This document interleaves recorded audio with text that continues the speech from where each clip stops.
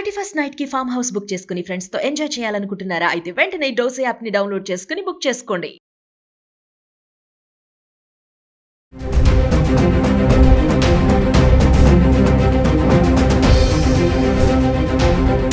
నమస్తే, welcome back to Suman TV. Present మనతో పాటు ఉన్నారు అనలిస్ట్ మందర్ కృష్ణారెడ్డి గారు. నమస్తే సార్. నమస్తే అమ్మ. సార్, ఇప్పుడు డెబిట్ కార్డ్తో పాటు బ్యాంక్ అకౌంట్ ఉన్న అకౌంట్ హోల్డర్స్ అందరికీ కూడా ఈ ప్రమాద బీమా సదుపాయాలు ఉన్నాయన్న సంగతి కొంతమందికి తెలుసు, కొంతమందికి తెలియదు. అంటే కవరేజ్ ఉంటుందంట, శాలరీ అకౌంటే కానీ, కార్డ్స్ ఉంటాయి కదా, డెబిట్ కార్డ్ కానీ, ప్లాటినం కానీ, మామూలు సాధారణ కార్డు కానీ. అసలు ఒకసారి వివరాల్లోకి వెళ్తే ఈ ప్రమాద బీమానా, జీవిత బీమానా అంటే ఒకసారి డీటెయిల్గా. చాలా మంది బ్యాంకులో అకౌంట్స్ ఓపెన్ చేస్తూ ఉంటారు, కానీ ఆ అకౌంట్స్ వల్ల అనేక రకాల ఇతర లాభాలు కూడా ఉంటాయని చాలా మందికి తెలియదు. ఫస్ట్ తెలుసుకోవాల్సింది ఏంటంటే, ప్రతి బ్యాంకు తన బ్యాంకు ఖాతాదారుడికి కొంత జీవిత బీమా మరియు ప్రమాద బీమా కలిగినటువంటి ఒక అవకాశాన్ని కల్పిస్తుంది. అది బ్యాంకు నుంచి బ్యాంకు మారుతుంది. ఒక బ్యాంకు ₹1,00,000కి, 2,00,000కి, ఇంకో బ్యాంకు 5,00,000కి, 10,00,000కి, 25,00,000 కూడా ఉంటాయి. మన యొక్క అకౌంట్ని బట్టి కూడా, మన బ్యాలెన్స్ని బట్టి కూడా వీటన్నిటి మీద ఆధారపడి ఉంటుంది. ఇది ఏ బ్యాంకులో ఆ బ్యాంకులో మన డీటెయిల్స్ తెలుసుకోవాలి. ఆ బ్యాంకులో అకౌంట్ ఓపెన్ చేసేటప్పుడే నాకు ఏదైనా బీమా సౌకర్యం ఉందా, జీవిత బీమా కానీ ప్రమాద బీమా కానీ ఉందని తెలుసుకోవాలి. అలాగే డెబిట్ కార్డు, క్రెడిట్ కార్డు లాంటివి మనం తీసుకున్నప్పుడు కూడా వీటికి కూడా సపరేట్గా కొన్ని ప్రత్యేకమైనటువంటి దీని లోపల కూడా కార్డ్స్లో కూడా వాటికి జీవిత బీమా, ప్రమాద బీమాలు కూడా ఉన్నాయి. ఎక్కువ ప్రమాద బీమా ఎక్కువ అవకాశాలు ఉన్నాయి దీని లోపల.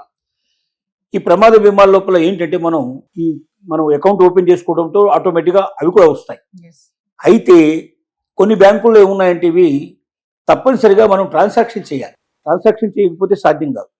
రెండోది ఏంటి, ఈ డెబిట్ కార్డు కానీ క్రెడిట్ కార్డుని ఉపయోగించాలి. క్యాష్ ఒక్కటి తీసుకోవడం కాదు మనం చేయాల్సిన పని. దాన్ని పెట్టి ఏదైనా కొనాలి, పెట్రోల్ పోయించుకోవడము, లేకపోతే ఏదైనా నగలు కొనడము, బట్టలు కొనడము, ఏదో ఒక రకంగా ఉపయోగిస్తే అక్కడ ఏమవుతుందంటే అక్కడ క్రెడిబిలిటీ పెరుగుతుంది వాళ్ళకి. తద్వారా వాళ్ళకి బెనిఫిట్స్ చాలా ఉంటాయి. అంటే మా కస్టమర్స్ ఇంతమంది మీ దగ్గర పర్చేజ్ చేస్తున్నారు అని వాళ్ళ దగ్గర కొన్ని రాయితీలు వాళ్ళు పొందుతారు, కొంత బెనిఫిట్ పొందుతారు. అవన్నీ బిజినెస్ ట్రాన్సాక్షన్స్. కానీ మనకు వచ్చేది ఏమిటంటే దాని ద్వారా ఈ సదుపాయాలు మనం పొందుతాం, అడిషనల్ సదుపాయాలు పొందుతాం. ఈ అడిషనల్ సదుపాయాల లోపల ప్రమాద బీమా మనకు దాదాపుగా 10 లక్షల నుంచి మొదలు పెడితే 20 లక్షలు, 50 లక్షలు, ₹1,00,000 దాకా కూడా వచ్చే అవకాశాలు ఉన్నాయి. ఒక్కొక్క బ్యాంక్ టు బ్యాంక్ మారుతుంది, ఒక బ్యాంకులో ఒక రకంగా ఉన్నది. కానీ ప్రతి బ్యాంకులో ఉన్న కండిషన్ ఏంటంటే మీరు ఖచ్చితంగా కొన్ని ట్రాన్సాక్షన్ చేస్తే తప్ప సాధ్యం కాదు. అంతకుముందు ట్రాన్సాక్షన్ చేయకుండా కొన్ని మినిమం కొన్ని 1 పెట్టాయి, కొన్ని 2 పెట్టాయి, కొన్ని 5 పెట్టాయి, కొన్ని 10 పెట్టాయి. బ్యాంక్ టు బ్యాంక్ మారుతున్నాయి. ఒక బ్యాంకులో తెలుసుకోవాలి మనం. బ్యాంకులో అకౌంట్ ఓపెన్ చేసేటప్పుడే క్రెడిట్ కార్డు కానీ డెబిట్ కార్డు కానీ తీసుకున్నప్పుడే నాకు ఏమైనా బీమా సౌకర్యం ఉందా, ప్రమాద బీమా సౌకర్యాలు ఉన్నాయా, ఉంటే అది ఏ రకంగా దాన్ని అవైల్ చేసుకోవాలి. రెండోది, అందరికీ ఏం చేస్తారంటే బ్యాంకు అకౌంట్ ఓపెన్ చేయగానే పుస్తకాలు ఇస్తారు, కొన్ని పేపర్స్ ఇస్తారు, బుక్స్ ఇస్తారు, అని డీటెయిల్స్ ఇస్తారు. ఆ బ్యాంకుకు సంబంధించిన ఏమేమి ఉన్నాయి ఫెసిలిటీస్, దాంతో మనకే వస్తుంది. ఒక్కరు దాన్ని చూడరు. ఆ చెక్ బుక్ ఏదో తీసేసుకుంటారు, మిగతాది పక్కన పడేస్తారు. కానీ బ్యాంక్ అకౌంట్ వేసింది చెప్పిన తర్వాత మనం ఏం చేయాలంటే ప్రతి పుస్తకాన్ని మనం చదవాలి, వాళ్ళు ఇచ్చిన పేపర్స్ మనం చదవాలి. దాంట్లో మనకి ఏమేమి ఫెసిలిటీస్ ఉన్నాయి. ఒకవేళ మనం ఏదైనా డెబిట్ కార్డు, క్రెడిట్ కార్డు పోగొట్టుకుంటే వెంటనే మనం దాన్ని ఏ రకంగా ఇన్ఫర్మేషన్ ఇవ్వాలి, ఎవరికి ఇవ్వాలి. చాలామంది పోగొట్టుకుంటుంటారు, ఆ తర్వాత ఎక్కడికి ఎవరికి ఇన్ఫర్మేషన్ ఇవ్వాలో తెలియదు. ఆ బ్యాంకు నెంబర్లు కూడా వాళ్ళ దగ్గర ఉండవు. ఒక్కోసారి దాన్ని కనుక్కొని చెప్పి కంప్లీట్ చేసేవరకే 1 రోజు 2 రోజులు టైం పట్టేసరికి ఈ లోపల ఇది సైబర్ క్రైమ్ చేసిన వాడు తప్పించుకునే అవకాశాలు చాలా ఉంటాయి. కాబట్టి పర్టికులర్ నెంబర్ కూడా తెలుసుకోవాలి, వివరాలు తెలుసుకోవాలి. ఇవన్నీ చాలా అవసరం. ఇలాగా మనం వెళ్తున్నప్పుడు మనకి ఏంటంటే దీంట్లో ఉదాహరణకి డెబిట్ కార్డుతో చూసుకున్నట్టయితే ఇన్సూరెన్స్ పాలసీ లోపల ఒక పాక్షిక వైకల్యం ఉండే వాళ్ళని కూడా దీంట్లో యాడ్ అవుతుంది. అంటే మనకు యాక్సిడెంట్ అయినప్పుడు యాక్సిడెంటల్ పాలసీ యాక్సిడెంట్కి రావాల్సిందే కాకుండా, ఒకవేళ యాక్సిడెంట్ అయినప్పుడు మనం చనిపోకుండా కాళ్ళు చేతిలో పోగొట్టుకున్నాం అనుకోండి, వాటి కూడా పెద్ద మొత్తంలో డబ్బులు వస్తాయి. 2 కాళ్ళు 2 చేతులు పోయినప్పుడు టోటల్గా ఒక మరణించినప్పుడు ఎంత బీమా వస్తుందో అంత బీమా వస్తుంది. ఏదైనా ప్రమాదం జరిగినా కూడా చనిపోకుండా, ఏదైనా ప్రమాదం జరిగి ఒకవేళ బయటపడ్డా కూడా కాళ్ళు చేతులు పోగొట్టుకొని ఉన్నట్టయితే కాళ్ళు పోతే ఇంత, చేతులు పోతే ఇంత అని దానికి సంబంధించినటువంటి కూడా బీమా ఉంటుంది. ఎందుకంటే కాళ్ళు చేతులు పోయిన తర్వాత మనిషి పని చేయలేడు, పని చేయకపోతే ఆదాయం రాదు. అంటే ఒక మనిషి జీవితంలో ఆదాయం లేకుండా బతకాలంటే చాలా కష్టంతో కూడుకున్న పని. కాబట్టి అతనికి ఆదాయం ఉండదు, కాబట్టి కొంత మొత్తంలో వాళ్ళకి వచ్చినట్టుగా చేస్తారు. ఇవి మనం జాగ్రత్తగా తెలుసుకోవాలి. ఏ బ్యాంక్ ఏమిటంది, ప్రతి బ్యాంకు వేరుగా ఉంటాయి. ఆ బ్యాంకులో మనం తెలుసుకోవాల్సిన అవసరం ఉంది. ₹50,000 నుంచి ₹1,00,00,000 వరకు కూడా దీంట్లో వచ్చే కవరేజ్ వచ్చే అవకాశం ఉంది. డెబిట్ కార్డు దీనిలో కవరేజ్ ప్రీమియం లోపల ఏమవుతుందంటే మనకు డెబిట్ కార్డు లోపల ఒక డెబిట్ కార్డు ఉన్నవారు గత 60 రోజుల్లో కనీసం 6 పాయింట్ ఆఫ్ సేల్ అంటే కొన్ని ఒక్కొక్కరు ఒక రకం చేశారు. ఒక 5-6 ట్రాన్సాక్షన్ చేయాలి, ఒక 3-4 ట్రాన్సాక్షన్. అంటే డెబిట్ కార్డ్ చాలా మంది ఏమనుకుంటారంటే నేను పోయి ఏటీఎం కార్డులో నేను పోయి తీసుకుంటున్నాను, ఏటీఎంలో డబ్బులు తీసుకుంటున్నాను కదా, అది కూడా ట్రాన్సాక్షనే కదా అనుకుంటారు. ఆ ట్రాన్సాక్షన్స్ వర్తించవు. ఖచ్చితంగా ఏదైనా వాళ్ళు పెట్రోల్ బంక్లో పెట్రోల్ పోసుకోవడం కానీ, బట్టల షాపులో కానీ, లేకపోతే బంగారం షాపులో కానీ, ఇంకా మిగతా ఎక్కడైనా పర్చేజ్ చేసినప్పుడు ఆ పర్చేజ్ కోసం ఈ డెబిట్ కార్డు ఉపయోగించినప్పుడు మాత్రమే ఈ ట్రాన్సాక్షన్ కింద లెక్కేస్తారు. ఎస్. ఏటీఎం కార్డు లాగా మనం వెళ్ళి ఏటీఎంలో వెళ్ళి మనం డబ్బులు తీసుకుంటే మాత్రం ఇది వర్తించరు. ఇంకోటి క్లెయిమ్ అంత సులభం కాదు. క్లెయిమ్ మనం చేసుకోవాలనుకుంటే డబ్బులు ఎవరైనా ఒక మనిషి చనిపోయిన తర్వాత ఆ మనిషికి సంబంధించినటువంటి వాళ్ళు చేసుకోవాలి. అందుకే ఏంటంటే ప్రతి అకౌంట్ మనం ఓపెన్ చేసేటప్పుడే నామినీని మనం పెట్టేసేయాలి ముందుగానే. ఎవరు మన తర్వాత ఎవరు దాన్ని ఉపయోగించాలంటే మన వారసుల్లో ఎవరిని మనం సెలెక్ట్ చేసుకుంటాం. ఒకవేళ నేను పోయినా సరే నా డబ్బులు ఎవరికి రావాలి, ఆ వచ్చేటువంటి బీమా అమౌంట్ ఎవరికి రావాలి, అది ముందే మనం డిసైడ్ చేసుకొని వాళ్ళ పేరు దాంట్లో నమోదు చేస్తేనే కానీ ఇది సాధ్యం కాదు.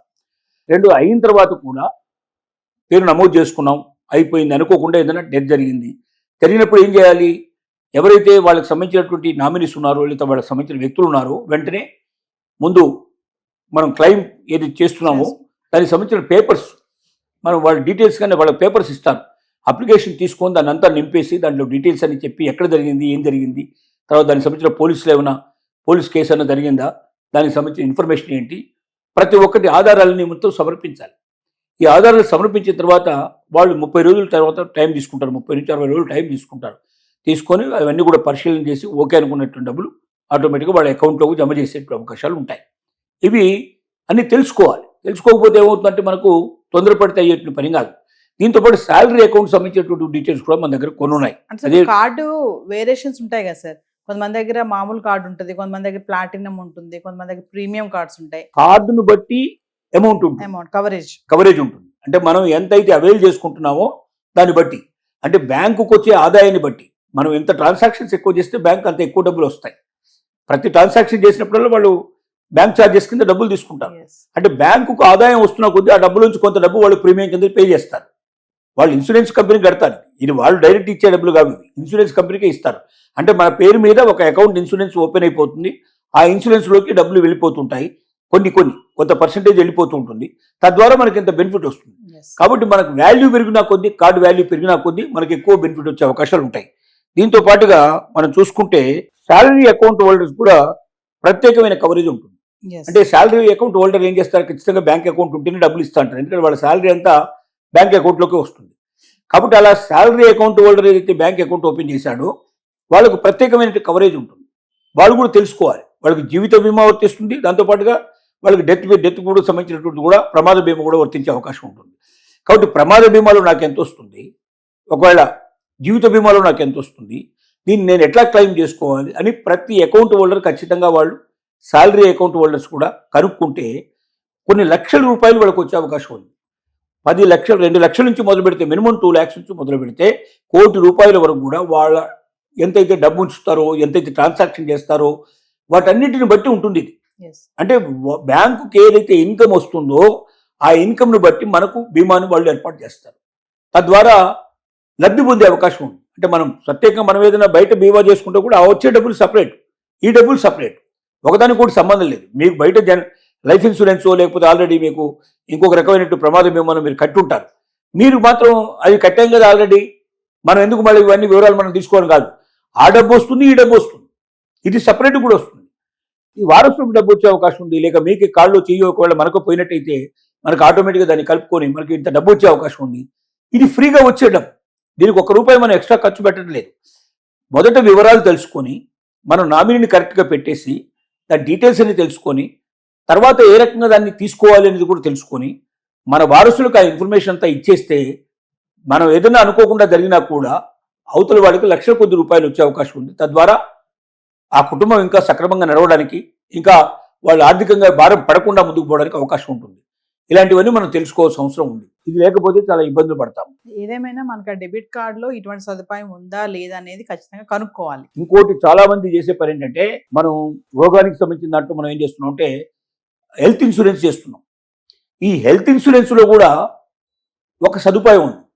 ఒక 400 నుంచి 1000 రూపాయలు మీరు ఎక్స్ట్రా కట్టుకుంటే మనకేమవుద్దంటే డెత్ ఇన్సూరెన్స్ కూడా దాంట్లో వస్తుంది, ప్రమాద ఇన్సూరెన్స్ కూడా వస్తుంది దాంట్లో. అంటే ప్రమాద బీమా, మరి మనం చనిపోయిన తర్వాత కూడా ఎంత అమౌంట్ వస్తుంది అనేది కూడా దాంట్లో ఉంటుంది.